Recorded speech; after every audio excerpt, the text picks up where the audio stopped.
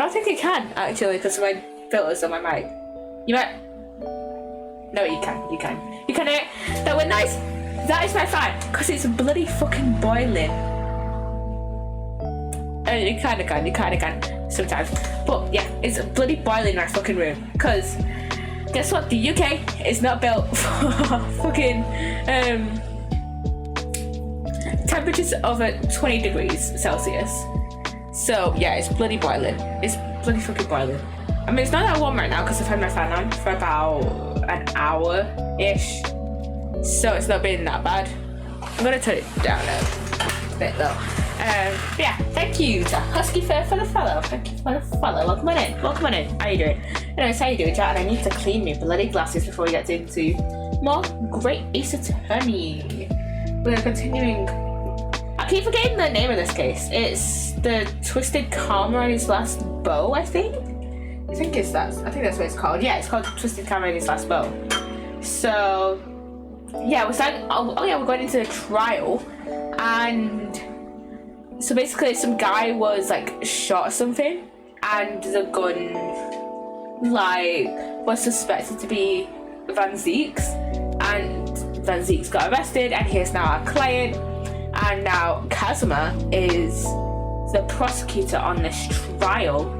So yeah, and then we also before everything went down at the start of the investigation that we did on Monday, we met up with Sashiro Jigoku, who is the judge from Japan who oversaw the tutorial cases for both Adventures and Resolve.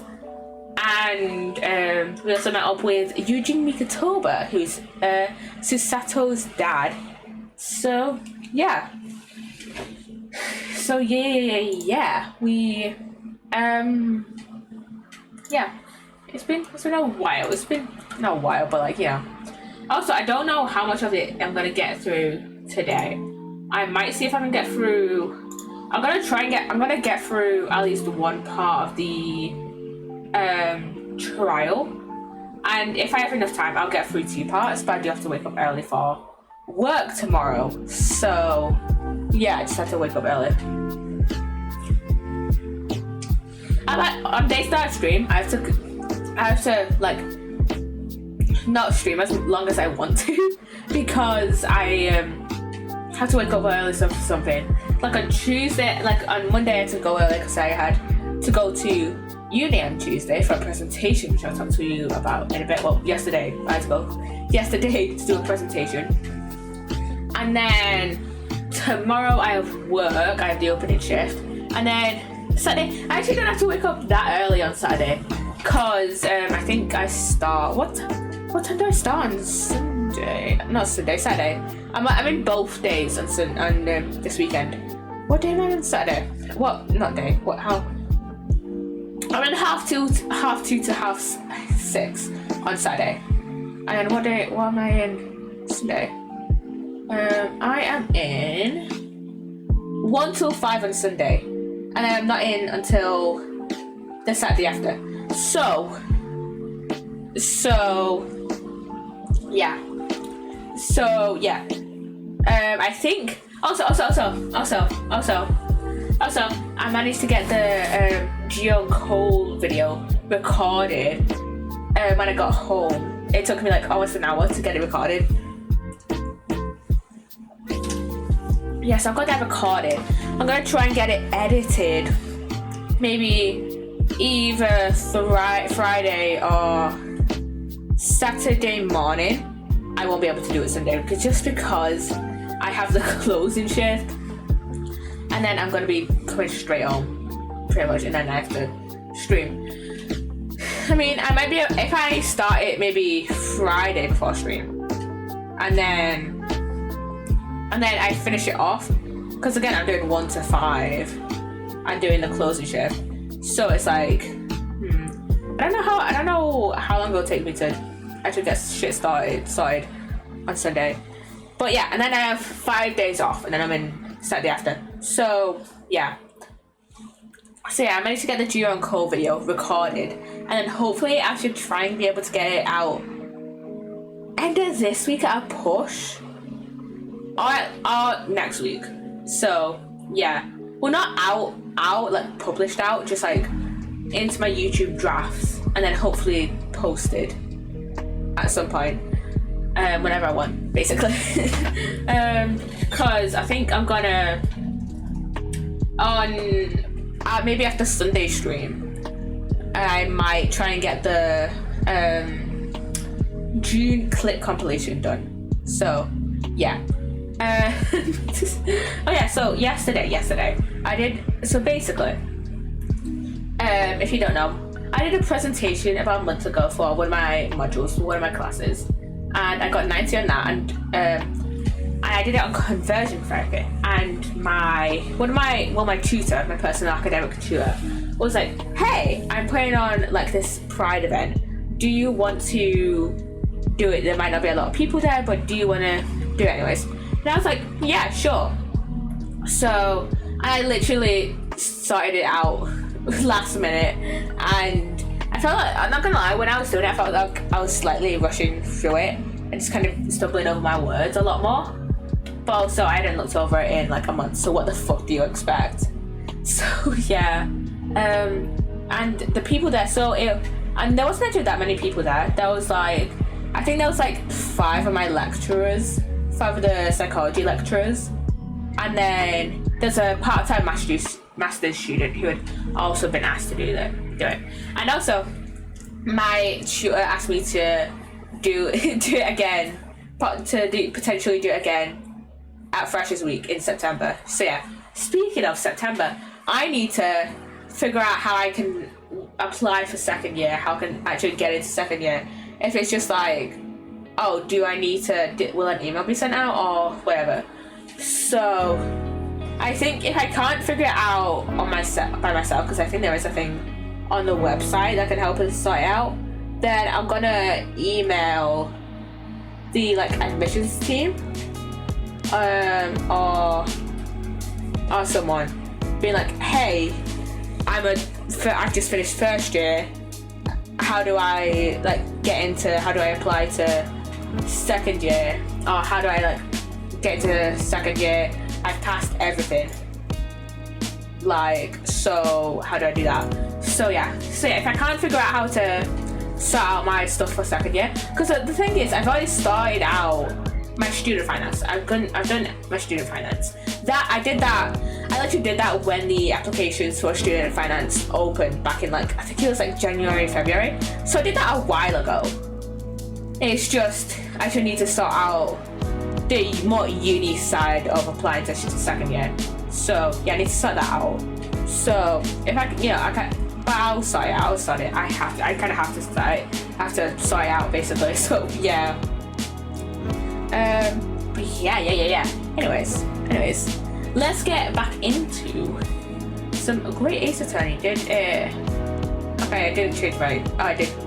Okay, I didn't change my capture card. I was like, oh, do I need to change it? But then I realized, oh yeah, it's still set to Great Ace Attorney because I haven't touched this since Monday. I haven't touched my game capture since Monday. Let's get into the trial. So yeah, at the end of the investigation, Van finally let us like defend him because there's literally no one else to defend him because of his reputation as like the Reaper of the Bailey, and I think he's out of the 19 trials that he's prosecuted against. I think, or out of like 19 trials he's prosecuted against, I think 14 of the defendants, whether or not they've been found guilty or not, have like met a demise. Or I can't remember. I think it's out of the 19 cases he's prosecuted against where the defendant has been found not guilty. Like 14 have died, and only 5 of them have like lived or like been found not guilty or been found guilty or whatever. I can't remember from last time. Yeah, and I know like there's at least 2 people that Van Zieks is prosecuted against that have, not died. That being Saseki Natsume and Gina Lestrade. And then there's been at least one person who has died, and probably more people because reputation. Definitely more people who have died. One of them being, what was his name? McGilded was the one who died.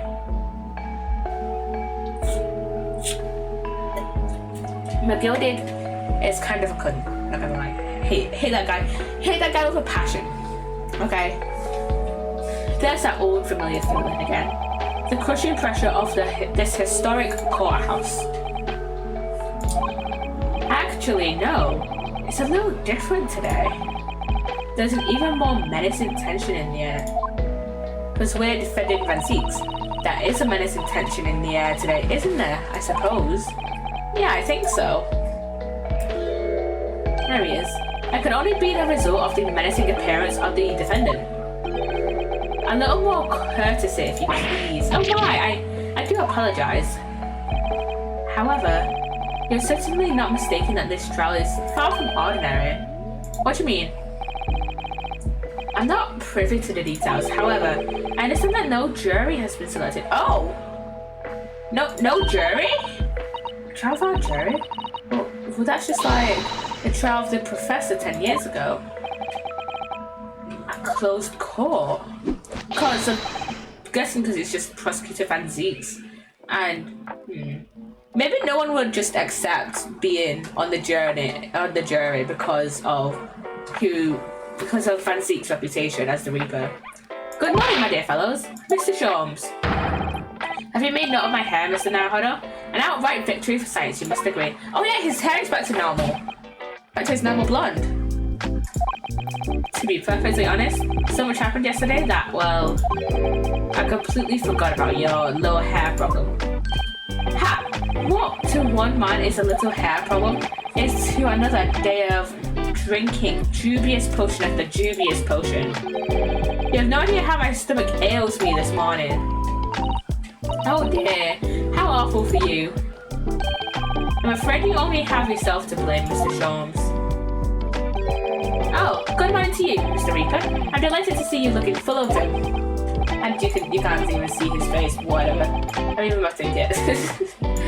And I see London's celebrated great detective is as active as ever. Oh, you exaggerate, my dear fellow. Compared to my paltry engagements with a few trivial cases, the Reaper's overbearing presence is a far greater deterrent to the black roots of crime in our capital.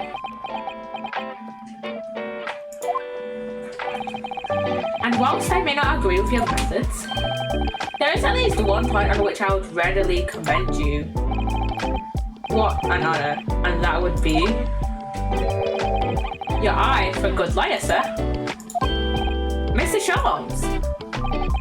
After all, behind this lawyer there is a very great mind, my own. What are you trying to say? I wish only to say that you should be prepared for quite a trial, Mr. Reaper.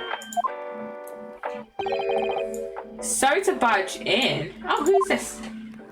Oh, it's Eugene and Gina. Gina! Oh, I love Gina. She's one of my favorite characters from Great Ace Attorney. What's on her band? Is a morning band, I suppose. Father, shouldn't you be at the symposium? It's been postponed, so I have some free time. I decided to come along with the police inspector to see our country's up-and-coming student in action. I should be very interested to see the fruits of your studies over the past year. Well, it's an honor to have you here. Let's hope there are some fruits to see. Otto. Oh, yes, Gina? Why'd you agree to this, eh? Why'd you take him on? This Reaper bloke. Everyone says it was him what killed the boss. I'm sorry, Gina, but I just don't believe that. Well, if it weren't him, who was it? I don't know that yet. I don't care who calls him what. The Reaper's just a name. He's just a person at the end of the day. And if it turns out it was him who killed the boss, then God help him. Fiery as indeed. It's I don't know why, but it's so funny to see the stark contrast in like the designs. Cause like Gina's like angry face just like seems like that kind of cute anger in a way, while Van Ziek's is just more just like deadly serious. Yes, the culprit deserves every ounce of your loathing. Eh? At least there may be some solace to the deceased.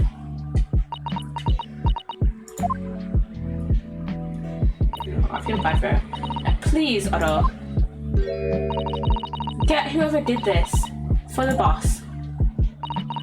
Oh, Gina. I hate feeling this useless, but there's nothing I can do. So you've got to find who done this and make the wretch pay. Counsel for the defense. I need defendant. Court will be in session shortly. Make your way into the courtroom at once, please. Alright then, here we go. It's time, Mr. Nairhodder. Lord Van Zieks. Let us go, let's go.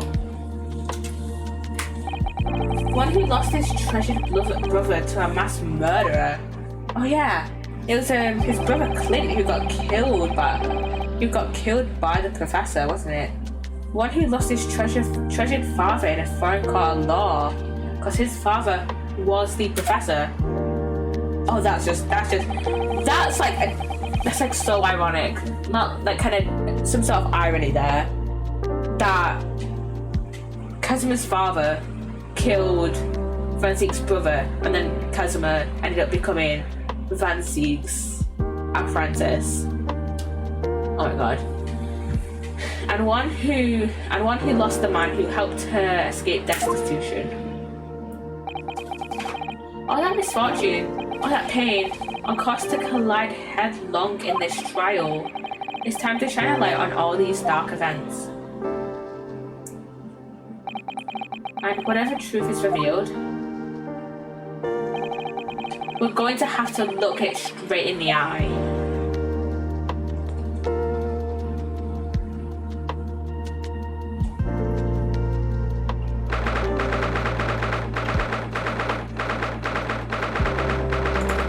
We're back in the courtroom at the Old Bailey. And we're against Kazuma in his new uniform. In the name of Her Majesty the Queen, I hereby declare this court to be in session. We are here to conduct the fair and just trial of the defendant, Barak Van Zieks. Counsels for the defense and prosecution, are you ready to begin? The defense is ready, my lord. The prosecution is more than ready. Oh, Kazuma-sama. I've been wishing to see you in court again for so long, it feels. But I never pictured it happening like this. I never thought I'd be facing you behind the prosecution's bench. The so-called reprobate Bailey has been a scourge like no other, undermining Her Majesty's justice system. Today, we must uncover the truth behind this scourge. In other words, this trial is going to be a lot more far-reaching than Inspector Gregson's murder.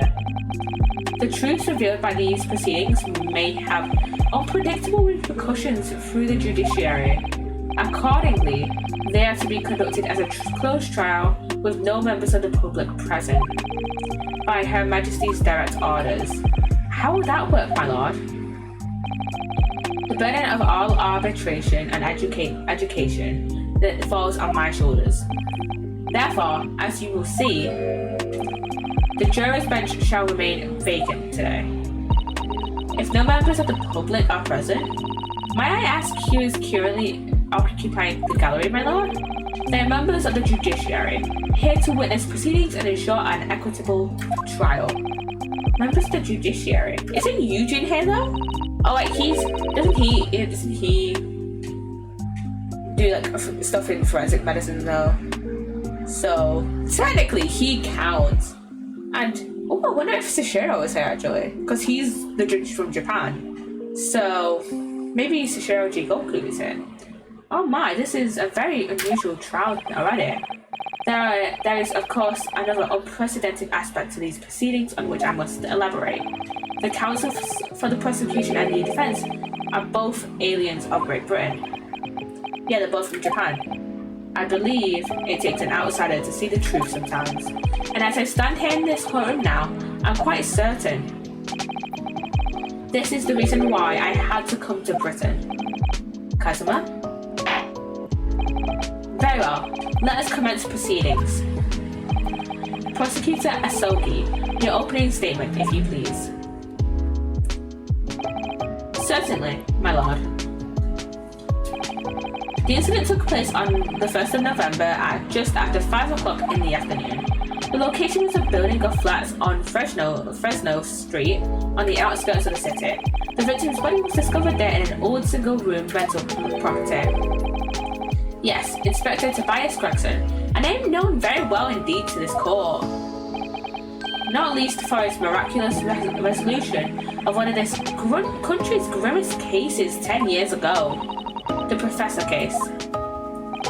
How sure are you about the time of the incident?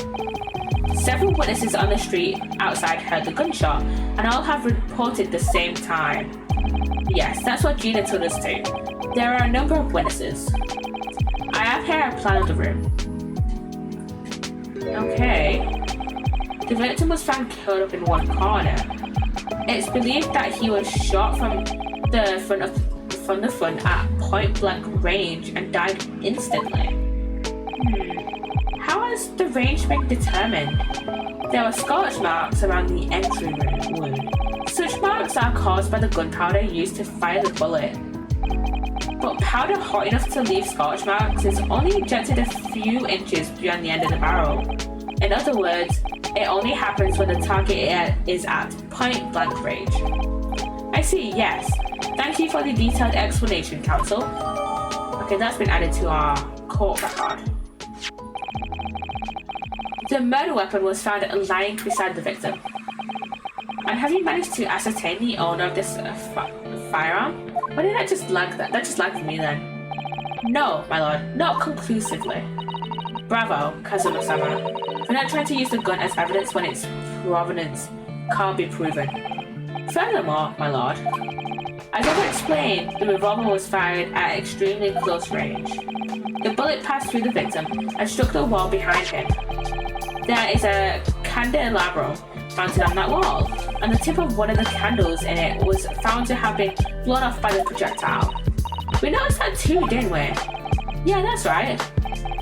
Thank you for the thorough report, counsel. The setting of the crime is clear to me. You'll submit the plan of the crime scene as evidence, please. As you wish, my lord. Because that's now been added to our court record as well. Is this a Fresno Street room Inspector Gregson's private abode? No, my lord. The room is rented to a Mr. Hugh Boone.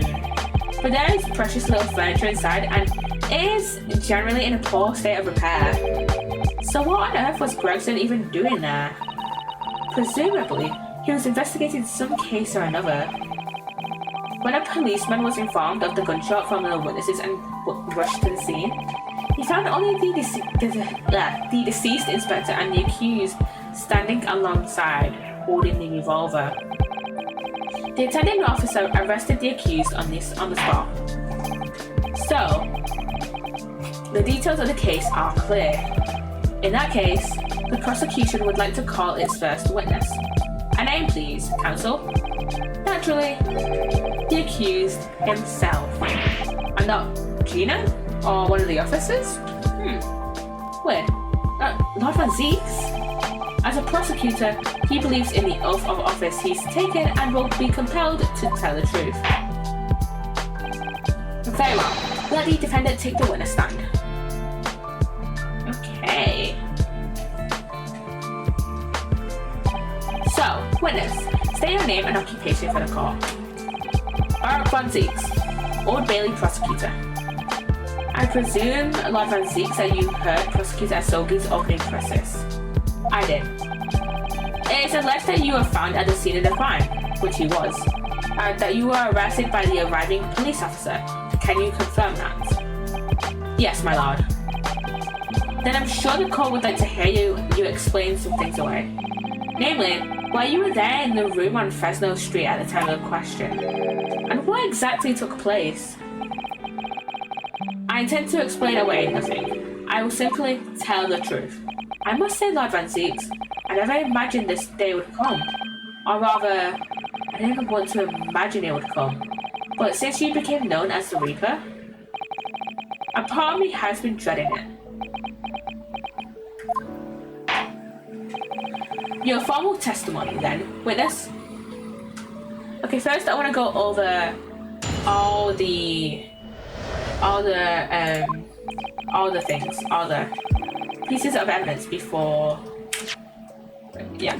Okay, we haven't accidentally skipped some. Okay, I want to go over all the evidence before we actually talk about it. Oh yeah, we've got a achievement. So, Futaka Regina, after Ryunosuke regains consciousness following the incident with Toby in episode 4. So I'm guessing that's maybe in the last investigation. That's towards the end of this case. So we won't be doing the last investigation today. So we've got the Red-Headed League article. Get £4 a week if you are a redhead on account of the bequest of the late Ezekiah Hopkins of Lebanon, PA, USA. There is now another vacancy open which entitles a member of the league to a salary of £4 a week for purely nominal services. All red-headed men who are sound in body and mind and above the age of 21 years are eligible. Apply in person on the morning of the 31st at the large park on Lime Street. Okay. And then we've got some stuff about St. Bartholomew's and public health report. And then just health stuff. Okay. And then we've got a photograph of Mr. Vigil, who...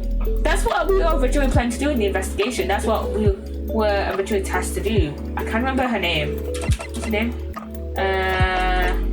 Oh, we must have her in our thing. In our people thing. Evie. And then we have Evie and Daily Vigil.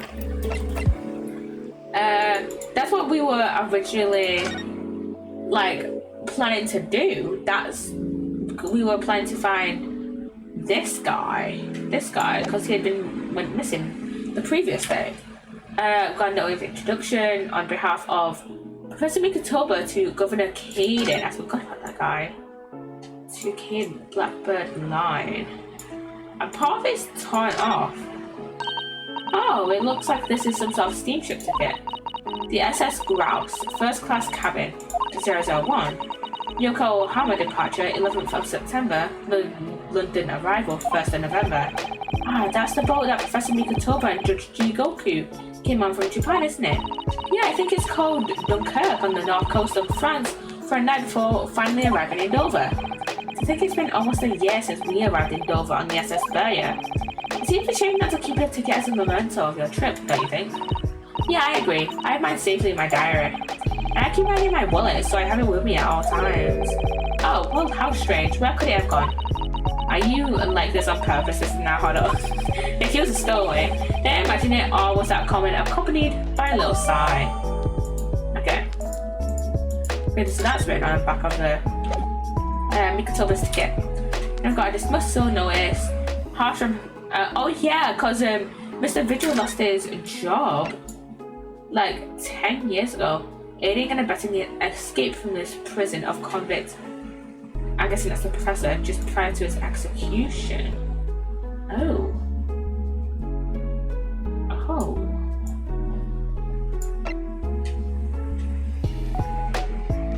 Indications are that the jailbreak plot was conceived prior to convicts' incarceration.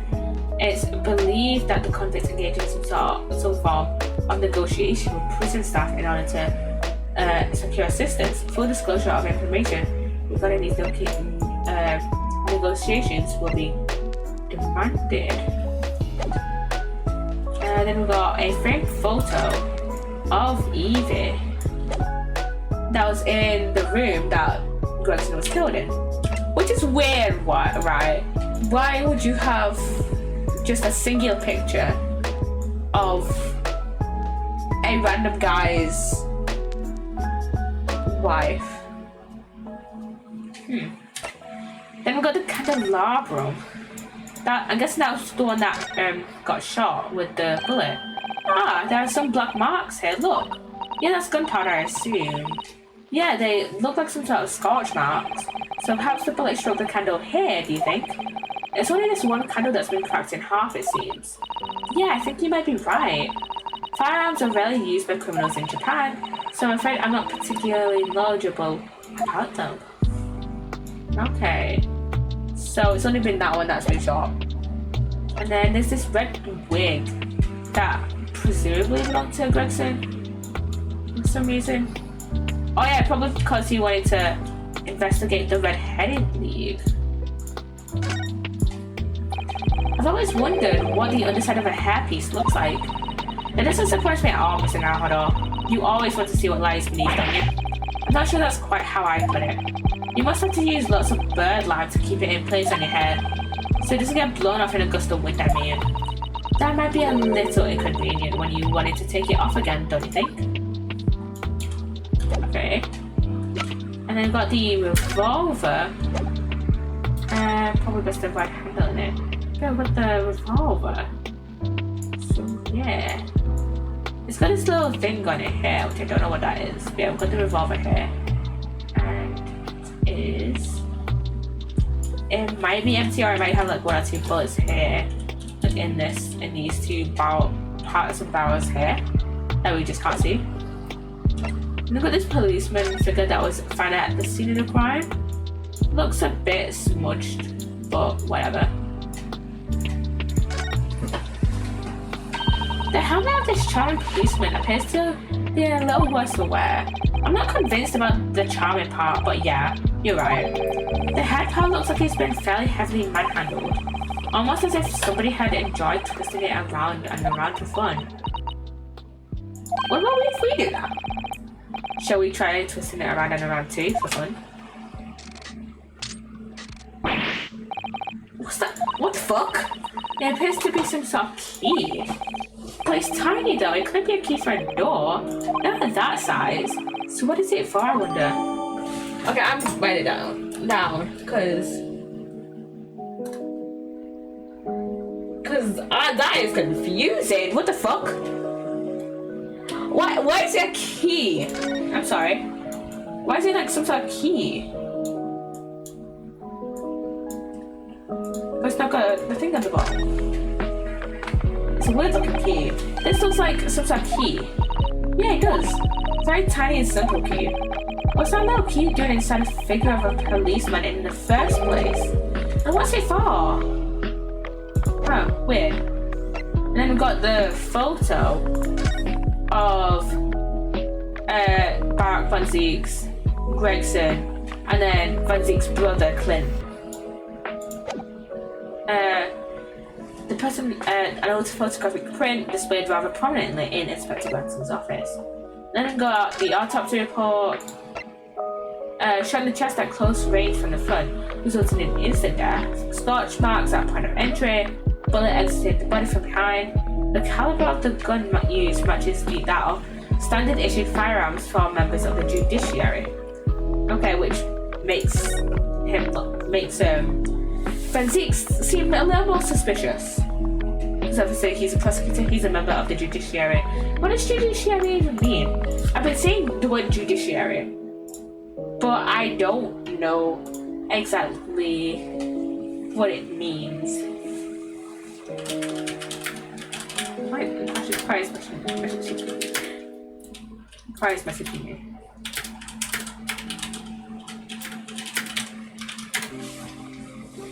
What does judiciary mean? Judiciary.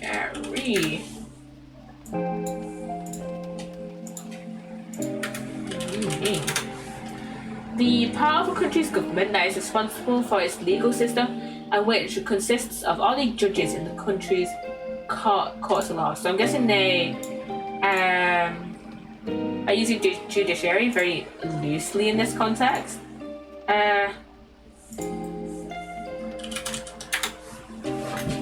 But yeah,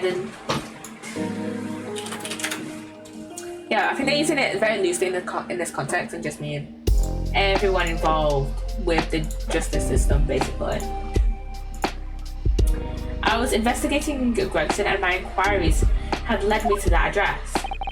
When I first entered the room that day, it was dark inside and I saw no one.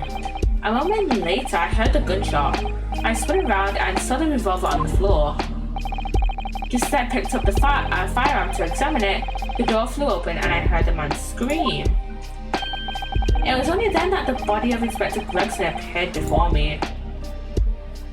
Okay, so fingerprints are rather new in terms of game, world, time thing, because Herlock like kind of discovered them and not discovered them, but you know, kind of helped develop them, I guess. I mean, they're already kind of a thing before that, like fingerprinting, but he kind of furthered it with like a skin prints and stuff. Which I don't remember. I think I explained how it's different by saying that, oh, he investigates like all part, or like, oh, he investigates skin cells rather than like fingerprints. But yeah, why couldn't they just have tried to attempt to fingerprint the gun? Since Van Zeke wears gloves, so his naturally wouldn't show up on the gun. So they might as well fingerprint it.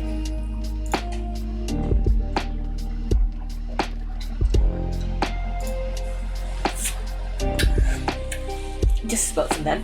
That testimony was the whole truth. It was.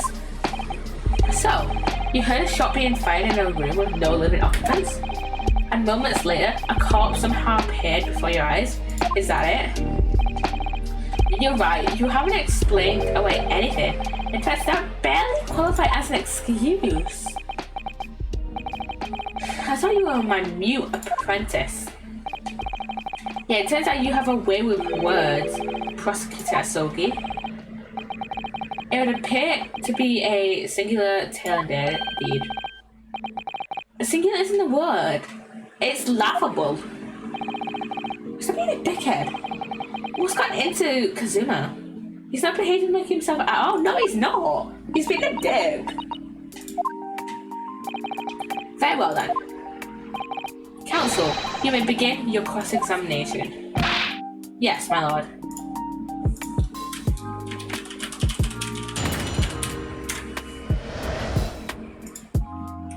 Facts of the not call record. I want to go to options. I want to save first before we cross-examine. Yeah. Back. Let's do a little crossing of the statements. Hold it! You are investigating the inspector? What on earth for? I'm not at liberty to say. Sorry? I'd identified a distinct possibility that Gregson was involved in a case I was investigating. Regrettably, though, he was killed before I could secure the proof I needed. It's the court to understand that on the day in question you followed the victim to the scene? No, I was privy to his movements in advance. How? I stole into his office in the yard and consulted his diary. Illegal. The address on Fresno Street was noted in the 5 p.m. entry. You illegally entered the man's office. In Japan, that alone would constitute a very serious offence. Yeah, as it does in Great Britain, I assure you. Is that not the case, Lord Van Zeke? I was aware of the possible consequences. So in summary, you were investigating the victim. And yeah, you refused to tell the court why.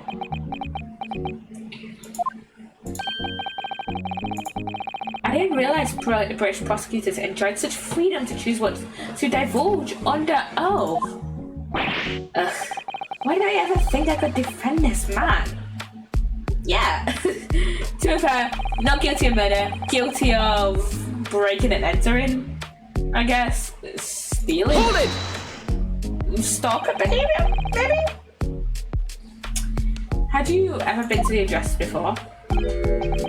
No, never. I I only learned other places as a result of my investigations into Gregson's activities. There was no light inside when I entered, so it was all but impossible to make out anything. But at 5 p.m. the sun would only just have gone down. It would still have been reasonably light outside. The room has a window, but it was boarded shut. Very little light found its way into the room from outside, so it was extremely murky inside. I wouldn't have noticed if the victim was already lying on the floor. There was no artificial light in the room, you say? You're quite sure? I'm quite sure that the part of the room where the body was found was very dark. I have a feeling there was a small oil lamp burning on the desk, though I couldn't say for certain. Look, Mr. Naruhodo. Oh, there is a small desk in the room just here. Yeah, I remember, and there's an oil lamp on it, as well as the framed photograph. When I entered the room, I closed the door behind me and started towards the desk to investigate. And what did you find? Nothing. I never actually reached the desk. Okay. Hold it! Wait, how would you have seen it then if it's dark? If you've seen the revolver if it's dark. So who fired the gun? I have no idea. I didn't see anybody else in the room. But you say it was very dark in there? Yeah, that's right. All I can tell you is I didn't sense another's presence. Aha, then could it be that a gunshot actually originated from somewhere outside the room? No, that's out of the question. Oh. Without doubt, the sound emanated from inside the room. I could smell the gunpowder. And oh yeah, it was shot at point blank range. Oh, this is going from bad to worse. And you say that's the point at which you noticed the revolver on the floor? Correct. And I foolishly picked it up. That was carelessness on my part. Presumably then, the gunshot you heard came from the firearm that you somewhat hastily took in your hands. In point of fact, my lord, I believe it did not. What? The barrel of the revolver I picked up was cooled, and there was no smell of spent gunpowder. But then, where enough is the gun that was fired? Oh! So I would like to oblige you with an answer. I'm afraid I can't. I too would really like to know that. So he doesn't know where the true thing is, where the true murder weapon is. Hold it! And mind you say, one of the witnesses, I presume. That's right, one of the street merchants working on Fresno Street. Who are these merchants? A number of them had set their stalls. I accidentally scrolled through it. A number of them had set up their stalls directly beneath the boarded window of the crime scene. A match seller, a newsmonger, and a peddler. They've all given statements saying they heard the gunshot, and without thought of danger, they ran inside to see what had happened. Yes, Gina told us all about that yesterday, didn't she? They burst through the door with some force, it would seem. They did, and almost gave me a heart attack in the process. Odd. But you're supposed to be the Reaper. I mean, it's not that old, but still. Imagine being shocked by a door opening. The first man to come in immediately noticed the revolver in my hand and fled. A policeman patrolling on Fresno Street heard the commotion and was able to arrest the accused shortly after the incident occurred. Anyway, the man's scream drew my attention in that direction. Hold it! What do you mean by that? In what way did the body appear? I honestly can't explain it, but it's the truth. As far as I was concerned, the body hadn't been there until that point, and then suddenly there it was. Did you perhaps hear the sound of the victim falling to the ground just beforehand? At the moment, what I heard, was the sound of the door flying open and the scream of the man who came inside first. Nothing more. I see. After the man fled, I examined the body. I was stunned to find that it was Gregson. Most curious circumstances indeed. How the inspector was killed or how his body seemed to appear out of nowhere? I have no idea. Objection! Surely the court has heard enough. My lord, the cross-examination has clearly revealed that the accused, Barak Van Zeeks, is lying on multiple fronts. What? What is that supposed to mean? Good gracious, counsel, the defendant is lying, you say? In his testimony just now, he claims that he failed to notice the victim's body because the room was dark. That's correct. No, that's impossible, as proven by this candelabrum. How does that prove anything? If you examine the tip of the long candle, you can see it has been blown off by a powerful impact. Yeah, one would assume that the projectile from the firearm passed through the victim and struck the candle.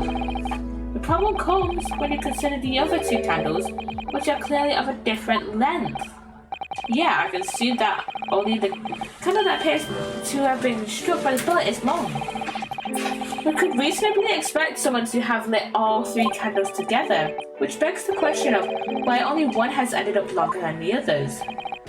That must be because that particular candle was extinguished when the others were still burning. Ah! That's right. When the candle was hit by the bullet, it obviously went out, but the other two candles would still have been burning. So the fact is, the victim's body would have been illuminated by the light still thrown by the candelabrum, and the accused's claims that he couldn't see the body clearly contradicts those facts. And now, to the next lie. There's more? The accused also claims never to have visited the scene of the crime before. That's the truth. In that almost empty room, the police discovered something very unusual. A board covered from top to bottom in police documents and newspaper cuttings. Yeah, that's right, we saw it too. It goes without saying that the contents of the police documents cannot be divulged. However, they included a number of reports from various historical cases, the oldest of which was from 10 years ago. 10 years ago? This is starting to sound familiar. And there's a common thread linking all the documents on that board.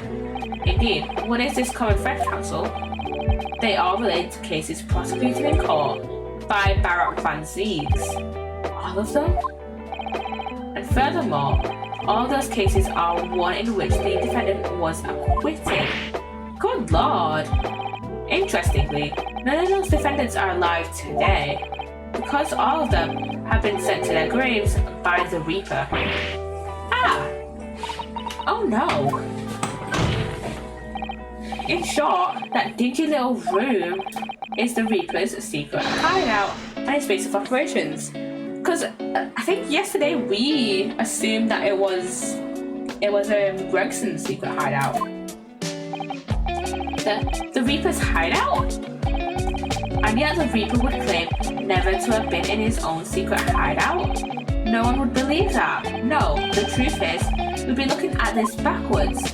Backwards? Explain, counsel. Inspector Gregson was investigating the identity of the Reaper. When he discovered the location of the man's secret hideout, he was killed, as I'm sure everyone can imagine, by the Reaper's hand. What?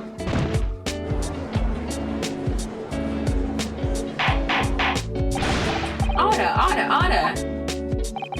Very well, I hereby state the current opinion of the court.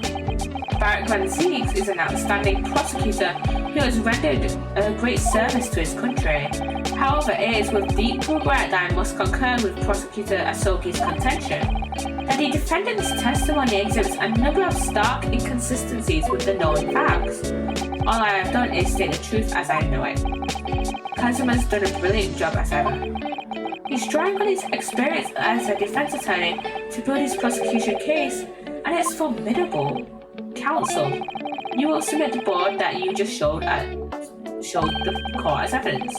I believe it to be fundamental in establishing the facts surrounding the Reaper's existence. Thank you, my lord. Okay, that's been added to our court record. And now, the prosecution would like to call new witnesses to the stand. Witnesses who saw events unfold on the day in question. They were mentioned in the previous testimony too, if you remember. But did they actually see it? The thing is, the witnesses didn't actually see it. They just heard, from what I can assume, they just heard the gunshot. And then when they got upstairs, they obviously broke open the door and saw Barrett Van Zeeks with the gun that's in our court record. Like, we don't even know if that gun is the gun that killed Gregson anymore. Like, for all we know, it could have been Gregson's own gun that killed him. Like, someone could have grabbed his gun, shot him, and then just, like, shoved it back into his, like, pocket or whatever. Like, they didn't witness shit. So, yeah. Yeah, the street sellers who heard the gunshot and went running into the room. Very well, lead the witnesses in. The defendant may step down from the witness stand. Certainly, my lord.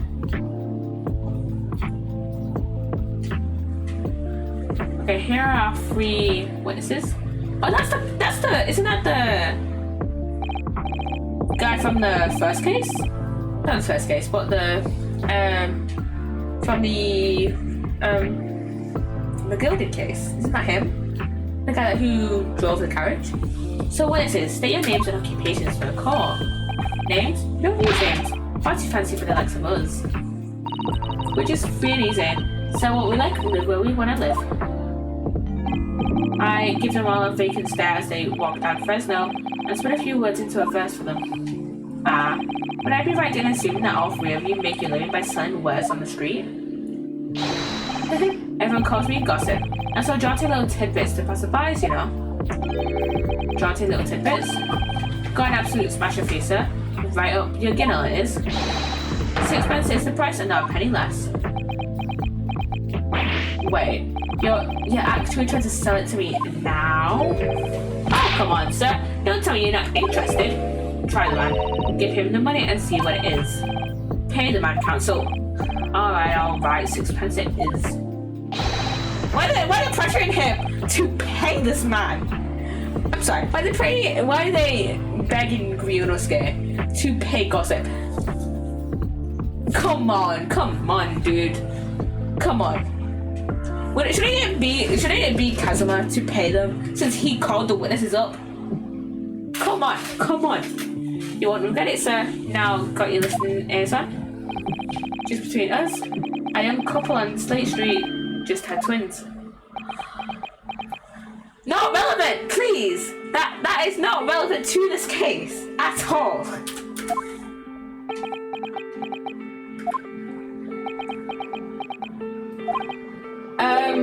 Is that it? No, that's not it. It's gossip in it. It wants to spread, but that bit's up to you and your mouth, of course. I've got mine, you know. Want another juicy one? 6 a piece it is, if you're curious. I am curious, yes, about what's going on just under that fat bottom lip of yours. Namely, that unusual bruise or whatever it is that's poking out from under your collar. Didn't even notice that, actually. What about the next witness then? What name do you go by and what do you sell? I'm Venus. That's what everyone calls me. Funny, innit? I sell these lovely little fireworks to all the local school kids. I need 5 minutes. 6 a pop. What'd you say? That's a bit dangerous, innit? Bit dangerous, innit? You went exaggerating a little. Did it actually sell? Oh yeah. The second years can't get enough of my Venus firecrackers. Especially when I tell them if they get 100, they could blow up the school.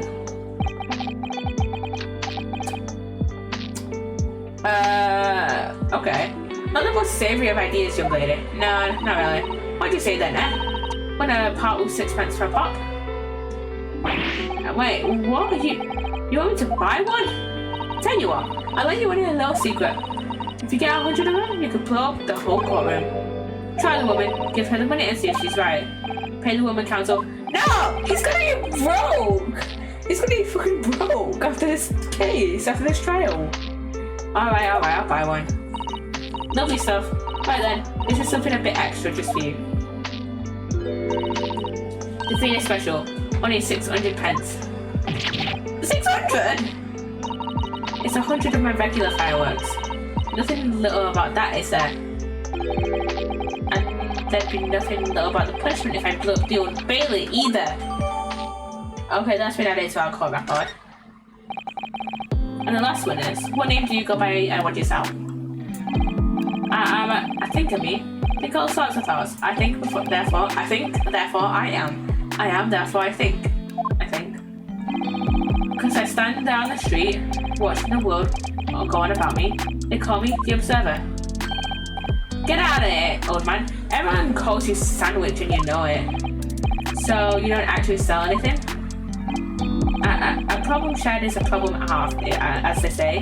I give advice, I do, and think what it means. I don't actually sell anything? No, come to think of it. Pity. No more purchases today. Please. Well, we have quite a cast here, it seems. Wait, is Sandwich the same guy from the McGilded case? Sandwich. Great States Attorney. Yeah, it is the guy. It is the guy. It is the same guy. It is the same guy. And his name was Beppo, by the way. It was Beppo. It's the same fucking guy from the McGilded case. I know it. They conduct their business on Fresno Street from morning until night, my lord. And I was in the same place, directly adjacent to the crime scene. I see. Unless they heard the gunshot, I suppose. Not only that, but they very bravely ran inside to see what was going on and witnessed the crime. Will I be beggared, I thought? Just between us. Finish doing Milo. What am I to do? What a terrible thing I saw. What I think is, if I always see this light and shadow playing with our eyes, is any of it real? Okay, just get out with it with all your weird philosophy references, please. Very well. The court will hear the formal testimony of these three witnesses now. You will describe in detail what you witnessed and heard at the time of the incident. Witness testimony time. You saw the old thing from start to finish, we did. Everything from the moment they went in the building. It was less than a minute after the Reaper had gone inside that all we heard is a big bang. Seems to me that quick to talk is quick to walk. Gossip couldn't wait to go and see what had happened. I ran into the room and there he was, the Reaper, gun in hand, standing over the dead body. I was scared half to death me, so I ran off to find a copper. If these witnesses were there the whole day and saw everything, who did they see going inside the building? Only the victim, Inspector Gregson, and the accused, Barrett von Seeks. I've seen pictures of that Reaper in the paper. I know what it looks like. And just between us, for cool stories like this, I made myself a tiny sum already. But wait, the room was just one of several flats in the building. Someone from another flat could have done it. All those flats on Fresno Street are unoccupied. Of course they are. They're small, damp, dirty, and expensive to boot. The room in which the inspector was found is the only property in the building that's currently leased. And we know the leaseholder's name, don't we? It's Hugh Boone. I just started soon, by the way. The testimony the court has just heard would appear to leave little room for doubt. It's becoming increasingly difficult to see how anyone other than the defendant could have committed the crime. Now, thank you for your candor, my lord. Counsel for the defense, you may proceed to cross-examine the witnesses. Yes, my lord. In a closed court like this without a jury, the judge is the only person whose opinion matters. I have to break down down this testimony somehow.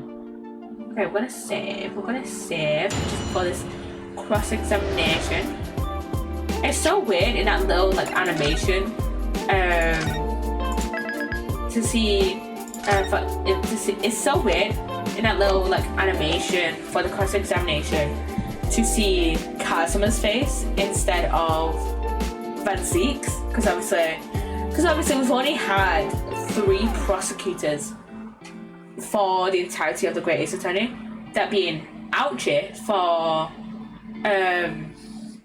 the very first case, and the one where we played as Susato, pretending to be Ryuta or even Naruhodo, and then back Van Ziek's and then Kazuma as well. So feels very weird. Feels very weird indeed.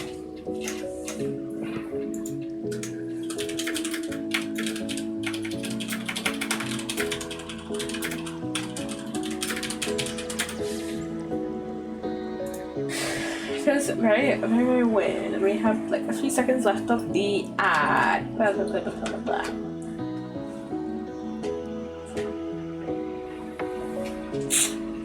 Welcome back everyone for the ad. Okay. So the old thing for start to finish we did. I think the moment they were exploding. I'm gonna press that. Hold it! When you say they, who do you mean exactly? Inspector Gregson and the independent like Van Ziek's? I suppose so. Lots of us don't know the names of the high and mighty. But I tell you one thing, it was the old Reaper that went in last, that's for sure. So, just behind Inspector Gregson, did they arrive at the same time as each other? Oh no, not at all. The first fellow must have gone inside a good 15 minutes before we heard that gunshot. The victim arrived 15 minutes before. Are you sure about that? Am I sure? Does it seem likely that I have forgotten a fellow with a bright red hair like that, does it? Yeah, is that a really whirlwind, wasn't it? Running in my flaming fireworks, even. That fiery red mop still burnt on the inside of my eyelids is. Wait a minute, you said the man was a redhead? Were you listening, chum? He was a redhead, and he had a big trunk with him as well. But Inspector Gregson's hair is red, not by any stretch of the imagination. It seems likely that the person you saw wasn't in fact Inspector Gregson at all, but some other third party. He had the wig. Are you forgetting about the wig? We just examined it before the first cross-examination with Van Ziek's. Are you forgetting about the wig? Are you forgetting about this fucking thing? Now, I hate to break it to you, but the witnesses are correct. What? Just have a look at this photo of the victim taken at the scene. Yeah, that's Inspector Gregson, alright. And a red hairpiece. Ah! Of course! We saw one before when we investigated the scene, didn't we? I still refuse to believe Inspector Gregson wore a hairpiece, though. So then why on earth would he have been wearing something like that?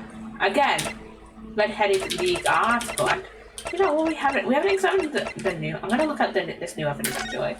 So we have the noteboard. We have this fucking noteboard thing. Okay, where's that blood on it? Why is there blood on it? Oh, what's this? Mr. Naruhodo, look! Ah yes, it's a smudge of some kind. In fact, it looks just like a handprint. And the colour, that's blood in it. Oh dear, how disturbing. Okay, that's been added. Okay, that's been added. And then we've got the firecrackers. Well,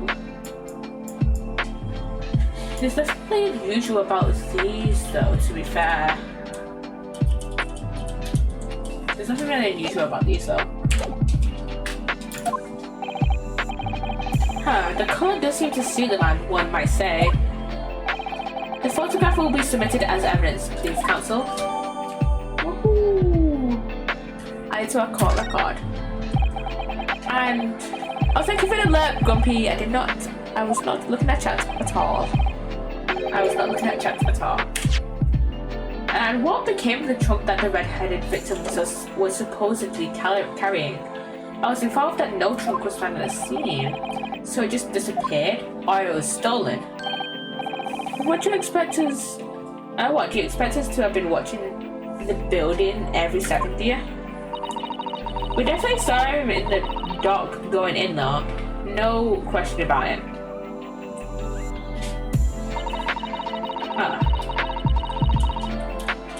Okay.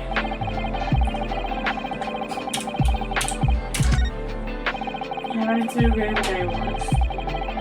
Hold it! So then, you were the first person to arrive on the scene, is that right? That I was. Kicks the door open like a professional I did, and yelled, what's going on off here? What's going off here? Lord Van Zeke's claims all he heard was a man scream though. And was it dark inside the room? No, not dark at all. There were candles burning on the wall. That contradicts Van Zeke's testimony. Really? And there was a fella collapsed on the floor. Just between us is the first thing I noticed when I got inside. I see. What's up with that mark on his neck? That mark on his neck, on Gossip's neck, is concerning. Even though Lord Van Zeke's claims to not to have seen any such lights on the wall. The next thing I noticed was someone standing right beside the body. The accused, Baron Van Zeke's. That's right, the pale-faced Reaper himself. I was a little shocked, I won't deny it, but I'm no lily-livered coward. I stood my ground and gave that Reaper a cold hard stare myself. What about you? I'm just gonna call this guy Beppo. What are you up to, Beppo? Do you have something to add, Mr. Sandwich? Yeah, what is it, Beppo? There's really nothing to me. Empty in the air, Diane. Just 2 slices with no middle. So I don't know what you could want with me. I think that maybe you just remembered something. Haven't heard Mr. Gossip's last statement, I mean. What I think is, we're all nothings, really. We try to dress ourselves up as something else. By the end of the day, we're all just street sellers. That's enough out of you, Sandwich. Keep your trap shut now. Unless you want us to make you into a real sandwich. When he saw the Reaper, he fell clean over on his backside. That's it. Oh, you rotten beggar. I told you to keep that a secret. He screamed, he did. Screamed and scrambled off on all fours. That's all I wanted to say. Okay, that is in line with Van Zeke's testimony then. Mr. Gossip, is that true? The floor was dead slippery and that's why. Played my hand in a filthy pool of blood, didn't I? Yuck. What? A pool of blood? But listen here, even when I was spot on the floor, I still kept giving that Reaper a cold hard stare, and don't you forget it. Let's just go back a little. Did you say you got blood on your hand? If I did, I did. Happens to the best of us, done it? So I was scared, so I slipped over. We can keep it just between us, can't we? No, Mr. Gossip.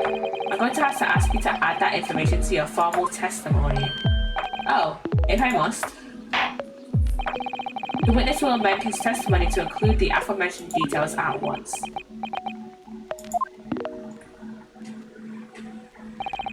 I slipped over and got blood in my hand, so I quickly wiped it off on the floor.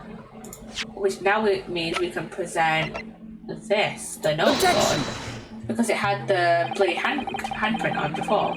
So you wiped off the blood from your hand on the floor of the room. Are you quite sure about that?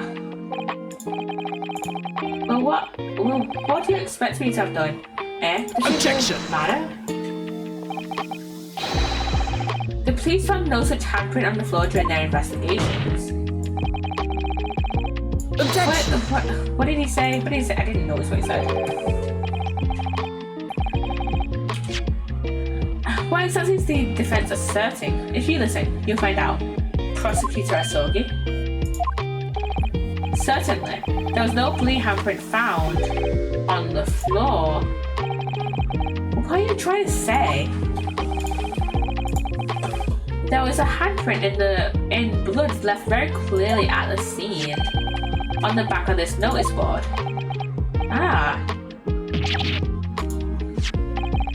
Yeah, indeed. Indisputably a handprint in the distinctive colour of blood. You're dead right. That's my right hand. I know it anyway. Objection! The witness very definitively testified. The witness very definitely even testified that he wiped his hand on the floor. Any handprints on the back of the board are irrelevant. Not if the board itself had fallen over onto the floor. In that case, it's quite possible for the witness's handprint to have ended up there. Just look at the floor plan of the room. The notice board was in the opposite corner of the room to the victim and in an upright position. Even if it had somehow been toppled and was lying on the floor at the time, it would have been a considerable distance from the body. I fell over when I came across the body, so I was basically right next to the corpse, not on the other side of the room.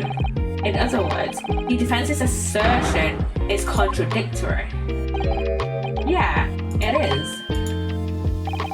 There's a very definite contradiction here, for which there must be a reason. I think they formulated a proper hypothesis, counsel, regarding this apparent discrepancy between the witness's account and the handprint found at the scene. I have, my lord. This discrepancy between the witness's account and the location of the handprint is explained by the board moving. The real contradiction here is the handprint itself, not where it was found. As the court can see, it's upside down. God gracious, so it is. If the witness had put his hand against the board, the fingers should be pointing upwards. What does that tell us? It tells one simple fact. When this handprint was made, the board must have been lying on the floor as I previously suggested. Which means that after the incident, it must have been moved. What?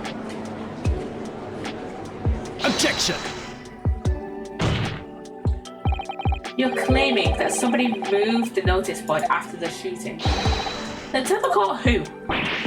I don't know that yet, but the point is that it was moved. When you consider all the testimony we've heard so far, we can now be very clear on one point, and that would be the position of the notice board at the time of the incident, my lord.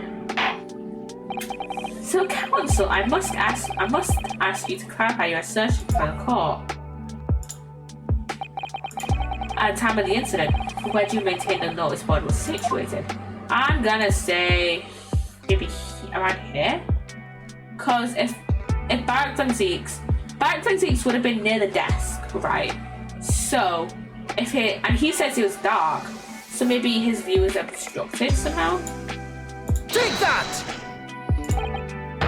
This is the only possible location, immediately adjacent to the doorway. If the court would think back to the testimony given by the defendant earlier, he said that when he entered the room, it was dark and he couldn't see the body. By heck, if the notice board had been here, the body would have been completely hidden from view, and the light from the candles would have been blocked, making the room appear darker. Objection! The accused also claims that the victim's body simply appeared before him. That's true. Or, in his precise words, just as I picked the firearm up to examine it, the door flew open and I heard a man scream. It was only then that the body of Inspector Gregson appeared before me. Because he would have been knelt down or would have been close to the floor to, pick the gun up. So he would have seen under the notice board. Look at it. Let's have a look at it. Let's have a look at it. If he was knelt down on the floor to pick up the gun, he would have seen under here. He would have seen under this bit of the notice board. So he would have seen the Gregson's body. I don't know about calling it a scream, but he was talking about me and no mistake. Because it was me that kicks the door open. If you look again at the floor plan, consider what would happen if the door to the room was thrown open with force? That can't. Oh, the door struck the notice board, knocking it over and making the victim's body visible. Good gracious. My client has told nothing but the truth. He has simply described what he saw. Okay, we're getting there. We're getting somewhere. Order. Counsel, how has this not come to light before now? After the incident, somebody must have righted the board and moved it into the position where the police, myself, and my colleague saw it when investigating the room.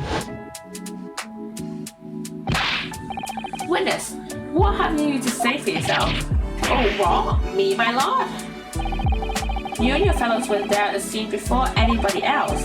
It goes without saying they must know something about the position of that notice board. The witnesses in the stand will testify again. You will each explain exactly what you did upon arriving at the scene of the crime. Stop looking over your glasses at me, I get the message.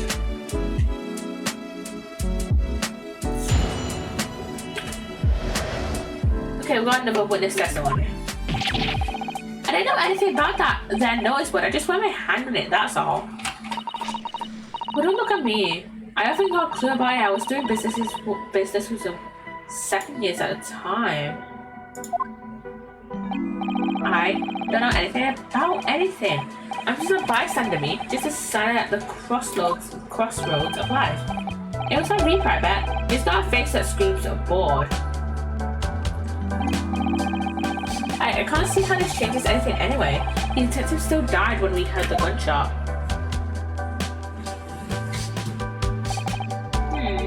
So none of you can elaborate further. Shaken by the crime they witnessed, and with only the light of a few candles and an oil lamp by which to see. We can't expect these witnesses to be able to give a more precise account of what happened. That's right, yeah. It don't pay to expect too much. It's man's endless quest for knowledge that's destroying the world. That's what I think. Do you? Really? In any case, as this testimony shows, even if the notice board was moved by somebody following the incident, it makes no difference. When the gunshot rang out, the accused was the only person at the scene. I should expand out chat so I'm able to see it properly. In short, the only person who could possibly have committed this crime is Barak Van Zeeks. None of this wrangling of the board changes that simple fact. Quite so. Does the defense still wish to cross-examine the witnesses despite the circumstances? Most certainly, my lord. Very well. Then you may proceed, counsel. Cross-examination time. And first, we shall save.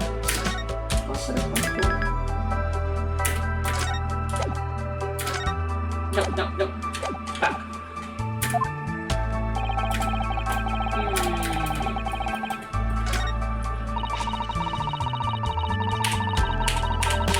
Hold it! Well, you know, when you say you're doing business with them, you mean you were selling them fireworks? Yeah, what else? There's the prairie school just around the corner, see? Those cheeky little so-and-sos have got a plan to blow their school to Kingdom Come. Ha. So I've been telling them, letting their teachers know what they're up to. Oh, you have? Yeah, I wouldn't want anyone to get hurt. So let the school know the kids are playing with dodgy toys. Then, praise the Lord, the teachers take all the fireworks off them. And then, praise the Lord again, the kids all come back to me to buy more. Everyone's happy, see? Wow, racket. Of course. And sometimes the teachers give me a little bonus to thank me for letting them know. It's a busy old life selling explosives. Phoenix is a guileful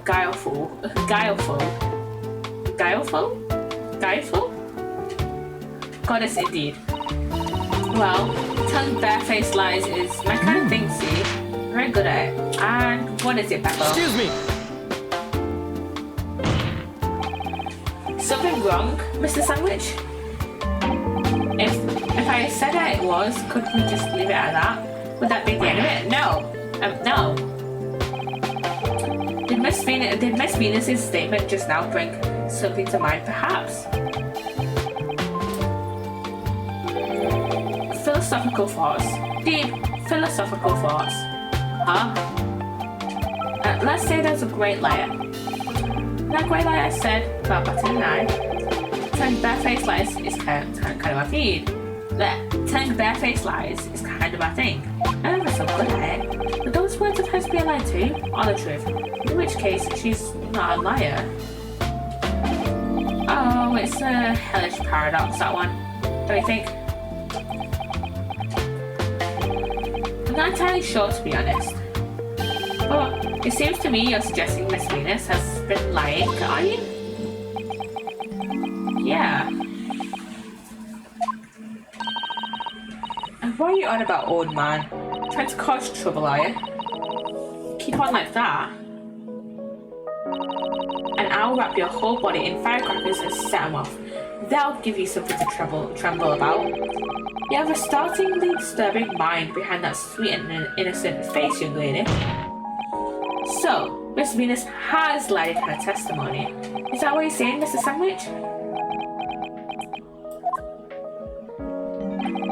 Well, if it means I'll be burning in hell for the rest of my days, so be it. Yes, that's what I'm saying. Can you elaborate, please, sir? Old blabbermouth here headed for the room where the gunshot seemed to come from. But there was someone else who crept up the stairs behind him too. That's right. That rotten liar over there. Huh? Venus went off behind Psssttt?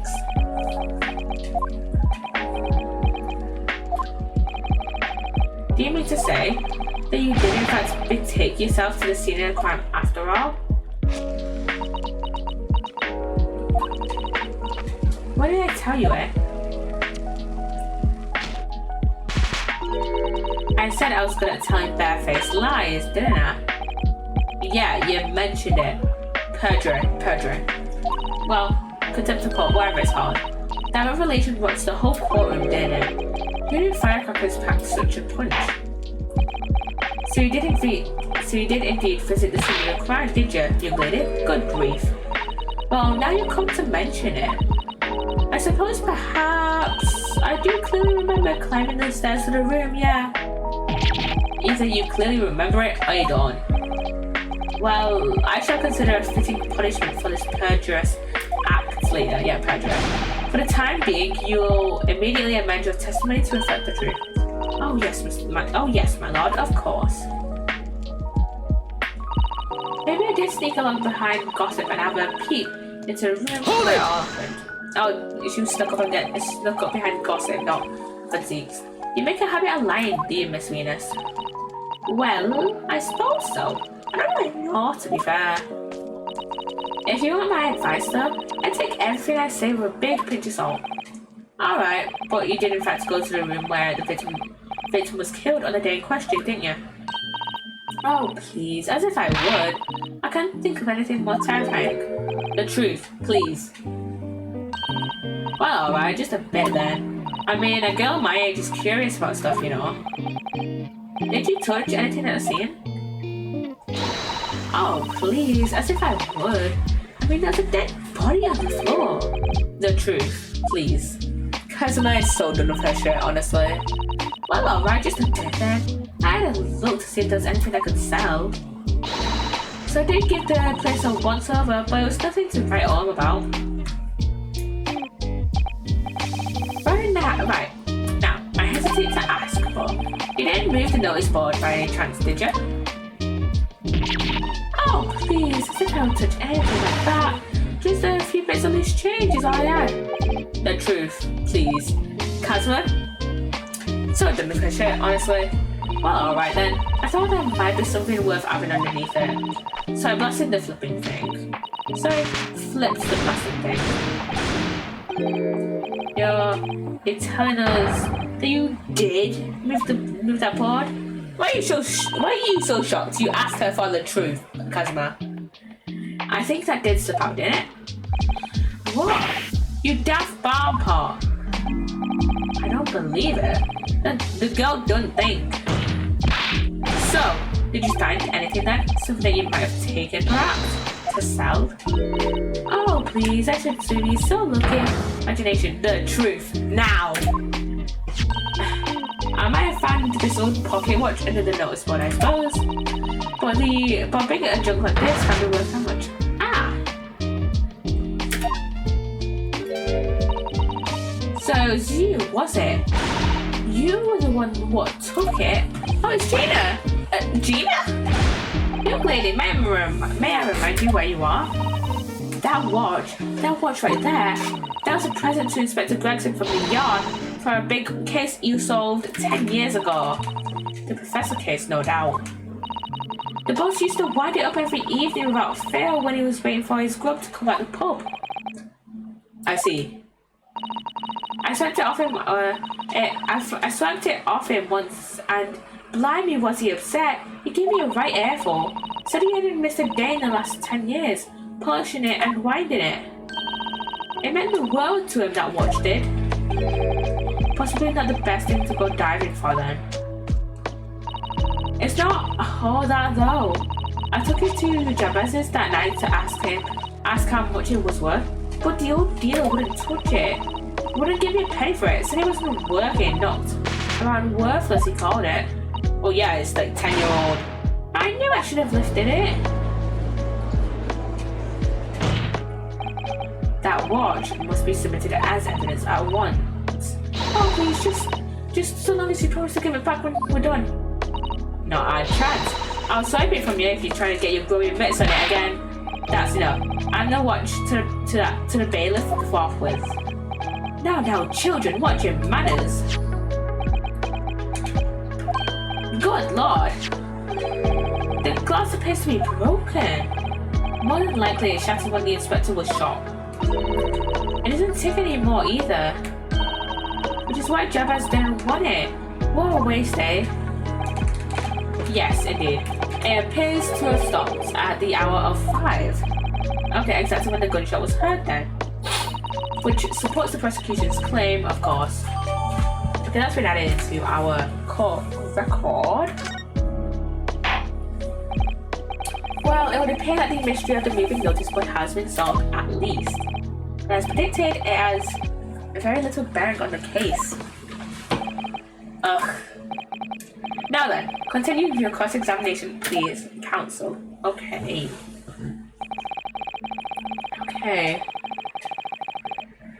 I'm going to examine that. Might as well examine it. Okay. There's a tiny little stub sticking out from the small hole here. Look, I suppose there must have been a little knob or something on that for setting the time. In that case, seeing as we know the inspector took such good care of this watch, it probably broke when the incident occurred, didn't it? Yeah, of course. Which could mean that there's a small part of that watch still at the scene, maybe. Maybe. Oh. There's a keyhole there. Ah, there's a tiny keyhole here. Can you see? Oh yeah, that's probably for the winder used to wind up the mechanism. It looks a little unusual, don't you think? Yeah, you'd need just the right key to wind it, I imagine. Why did I feel as though I've seen something a bit like a key that's about the right size to fit in this hole? It would be wonderful if we had the key. Let's check carefully over what we've already found. And we already have it. We have it in the figure, don't we? We have it in the figure. So that just solves that. Okay, what do we have to examine? Press this on. Well, is it the right key then? Is it the right key?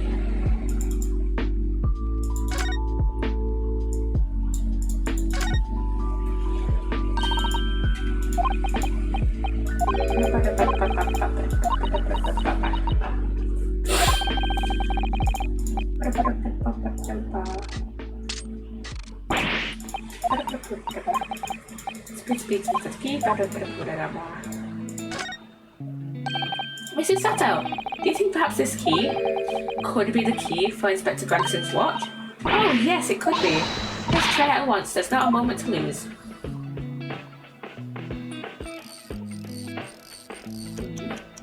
Oh, it is! I knew it. A perfect fit. And look, the inspector's watch has started going again. So it has obviously just not been wound up, that's all. What is it, Mrs. Sato? Well, if the watch isn't actually broken after all, I have a feeling it could have profound implications. She's deep in thought now. Perhaps I'd better start thinking deeply too. Okay, that's been updated in the corner pod. Okay. Okay, we have to present this on something now. We have to present this on something. I can't see how this changes anything anyway. We heard the gunshot. We heard the gunshot. Objection! I'm afraid I'm afraid that's not necessarily the case. Oh. I see. Found this key still bind up the inspector's pocket watch and nose is so itchy it is annoying me. A key? And having wound the pocket watch, we discovered that it in fact still works. You see, the watch didn't stop because it was broken at all. And that fact completely undermines one of the most fundamental premises on which this entire case has been built. What?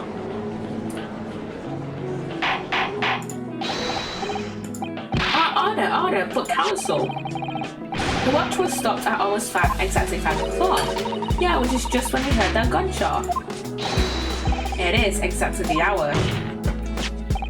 The time that was showing on the watch tells us nothing, other than when it wound down. It's merely a coincidence that it happened to be at 5 o'clock. Objection! Even if that's true, the 3 witnesses here all heard the gunshot at 5 o'clock. So that's obviously when the crime was committed. No, that doesn't hold. Why not? Recall what Inspector Lestrade said only moments ago. The boss used to wind it up every evening without fail when he was waiting for his grub to come at the pub. So he hadn't missed a day in the last 10 years, polishing it and winding it. It meant the world to him that watched it. The victim was in the habit of winding his watch once a day, in the evening. We can reasonably assume, therefore, that he wound the timepiece on the evening before he died as well. Yeah, that would be entirely reasonable. But if that's the case, you wouldn't expect the watch to have completely wound down by 5 o'clock the following day. Oh, I did not read what she said at all. I did not read what Venus said at all. Well, I'll just explain it then. In summary, the evening before the day of the incident, when the gunshot rang out in that room, the inspector was already unable to wind his watch. You can't mean... What would stop a man winding his watch if he's been in the habit of winding it every single evening for 10 years? The obvious answer is that he was already dead. Order, counsel, this is the most extraordinary claim. Extraordinary isn't the word, it's absurd. You claim he was already dead the night before? Do you really think that Scotland Yard's coroner would have overlooked something like that? On that subject, there's something rather surprising. There's actually an omission in the coroner's report. The time of death is not noted. That's right. Wait a minute, you're forgetting that my legs went from under me when I kicked the door in. What do you mean? Like I said, I planted my hand on the dirt in a dirty great puddle of blood. Yeah. So the victim's blood hadn't dried, it was fresh. He catches some fast blood in. Objection! That blood could be explained in any number of ways. It could have been put there afterwards, so fresh blood could have been poured on the victim's body after he... Does my learned friend think that fresh blood is available on every street corner? Well, it didn't necessarily have been human blood, of course. Yeah, it could have been like borrowed from. It could have been stolen from like the butchers. We've been told previously that Scotland Yard has no way to identify blood as human. The problem is currently being researched. At present, you are correct. It is beyond our abilities. So then, a chicken's blood could have been used, for example. It's certainly a possibility that it wasn't the inspector's blood at all. Objection!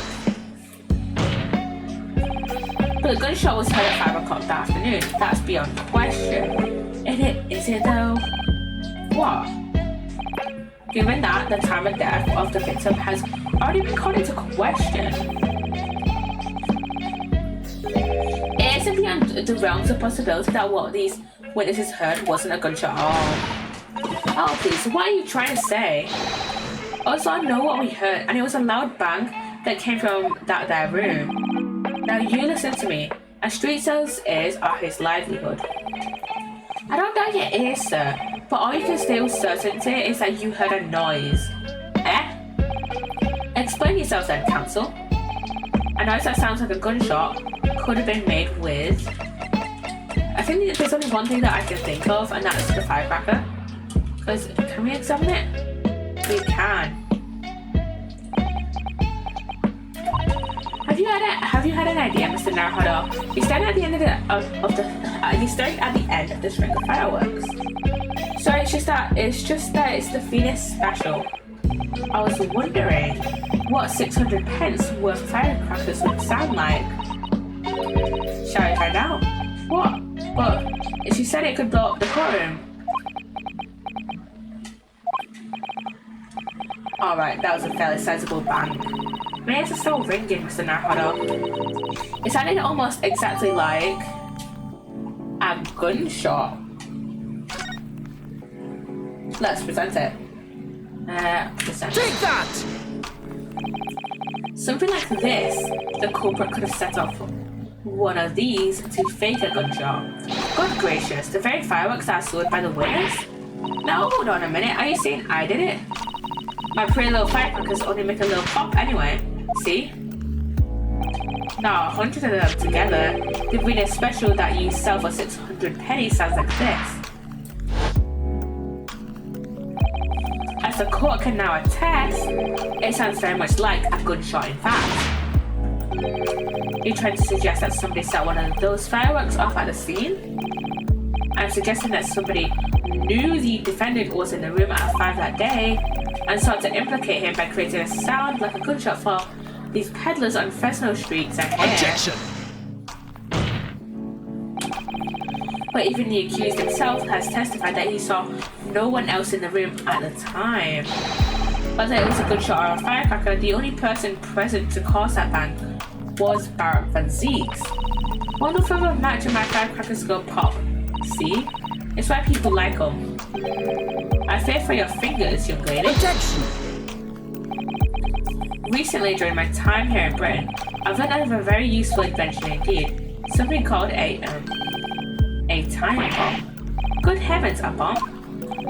Yeah, a device that allows you to blow up whatever you like, whenever you like. Mr. Naruhodo, I worry that your unfortunate phrasing there may lead to yet another international incident. No, wait. It's the whenever you like part that's important. A time device? Yes, exactly. A time device. Something of that nature could have been planted at the scene. A device that was able to produce the sound of a gunshot long after the culprit had left. Your extravagant claim will have to be substantiated with evidence, counsel. What proof do you have to suggest anyway that time device was employed to create a gunshot?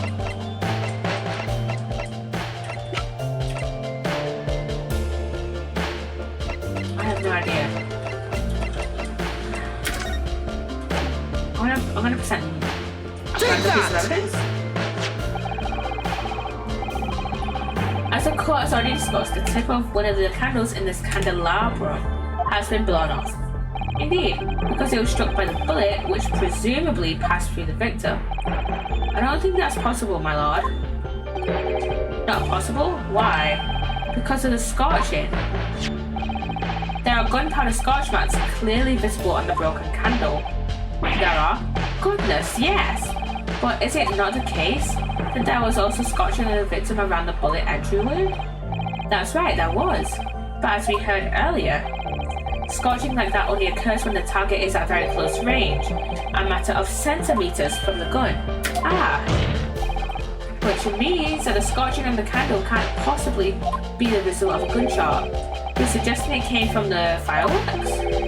How could that be, eh? The fact that there's such a visible scorching on the candle suggests that the fireworks must have been right next to it when they exploded. Or to put it another way, the candle and firecrackers were joined together. The culprit somehow attached the firecrackers at a point partway down the candle. After the killer had left the scene, the candle slowly burnt down and along with the other two, until eventually it ignited the fuse of the firecrackers, generating a loud bang.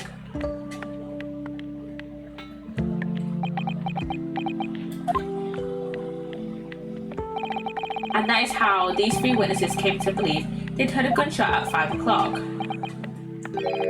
Well, what a plot. This implies that the victim could have died earlier than we've been led to believe, the previous day even. Now, then just hold your horses. All us lot here saw the victim going into the victim room,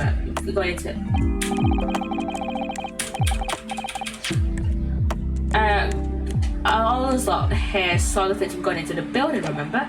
I couldn't forget that flame-colored hair even if I wanted to. Going into the building, but then the room, the person you saw entering the building wasn't the victim at all. Consider this.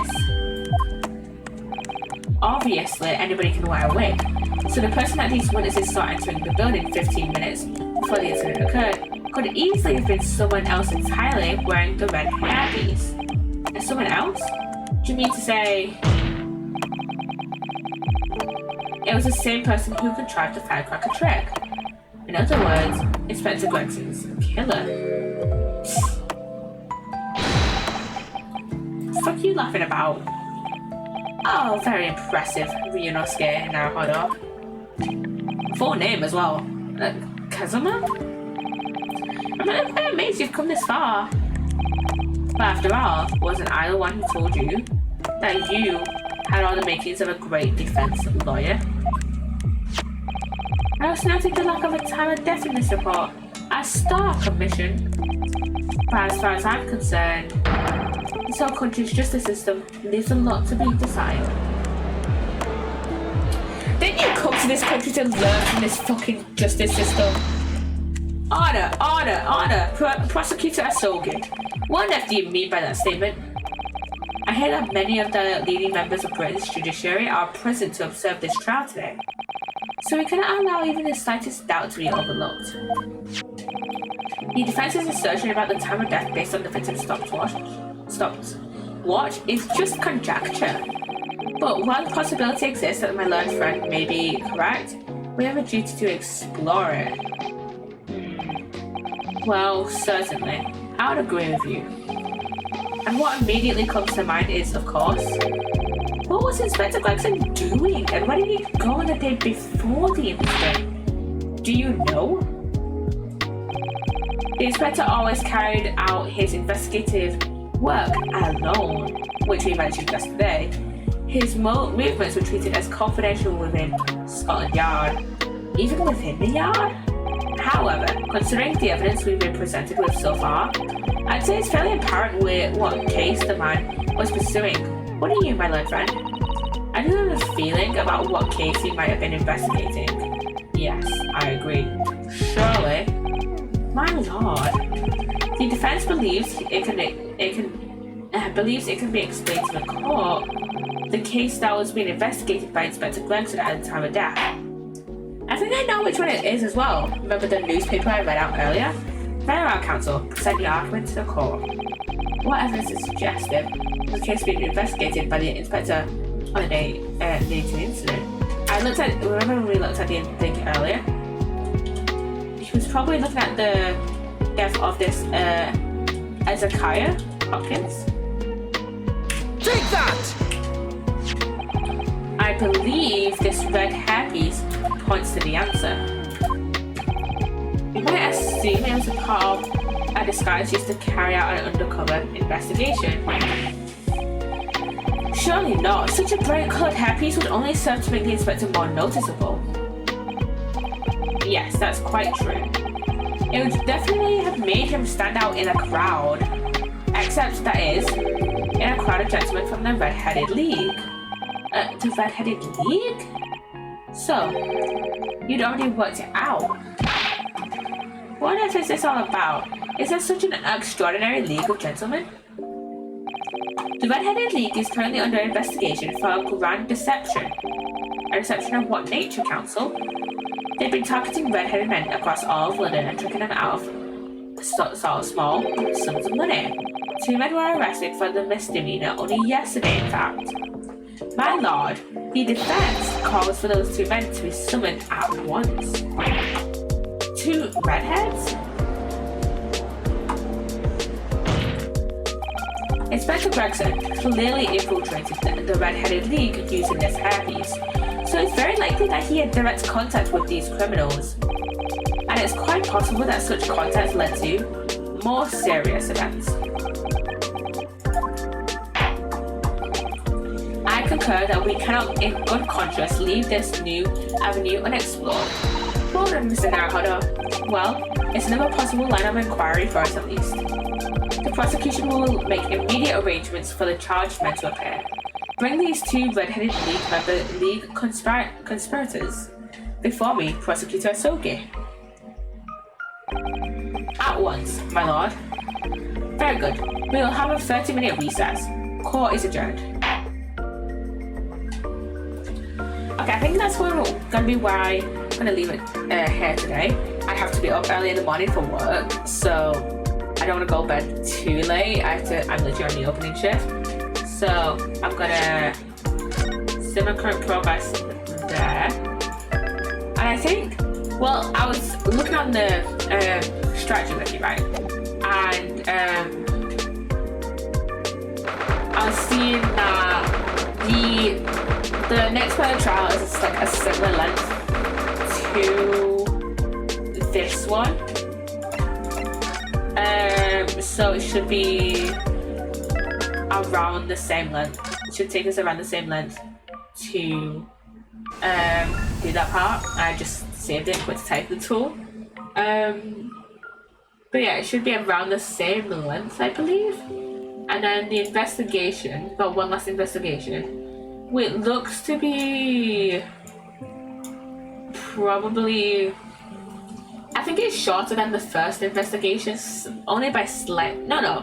Oh no, wait. It's like same length-ish actually. But we also have a great deduction to do in the investigation. So I think we're going to try and do the second part of the trial on Friday. And why is my camera lagging? I don't know if the lagging is showing up and showing up, but my camera's just lagging. But yeah, I think we're gonna do the next part of the trial on Friday, and then at least start the investigation on Friday, and then if I don't finish it on Friday, then we'll finish it off on Sunday and probably play like a bit of Sims or Oswald or something. Probably Sims, because I haven't played that in a few weeks. So yeah. Let's go raid somebody. Let us raid. Let's go. Who should we raid? Let's go raid Tanga. She's playing what? No, fucking webcam man. But yeah, Tanga is playing a bit of Elden Ring. Oh yeah, there was a new DLC. I think it's a new DLC that came out of Elden Ring, didn't it? It wasn't it? Because I don't play Elden Ring. I don't consume a lot of Elden Ring content outside of the people that I raid. But there's a few people that I follow on Twitch, the Orion Sound mainly, that have like played a bit of the Elden Ring DLC, so which is why I know that it's a new DLC. So yeah. Let's go raid. I'm gonna just need to manually unmute the tab because I didn't mute it earlier. So that's slash raid Tanga. Alright. So yeah, I hope you guys enjoy Tanga stream. All my socials are in the commands, are down in the about me section, and if you're watching from YouTube, all my socials should be in the description down below. And yeah, I shall see you guys on Friday. So the stream on Friday will probably be a bit longer than like this stream and Monday stream because I'm not in work until like 2:30, like 2 I think. So yeah, I think I'm doing a closer shift on Saturday, so it'll be longer, so I don't have to wake up as early. So yeah, bye.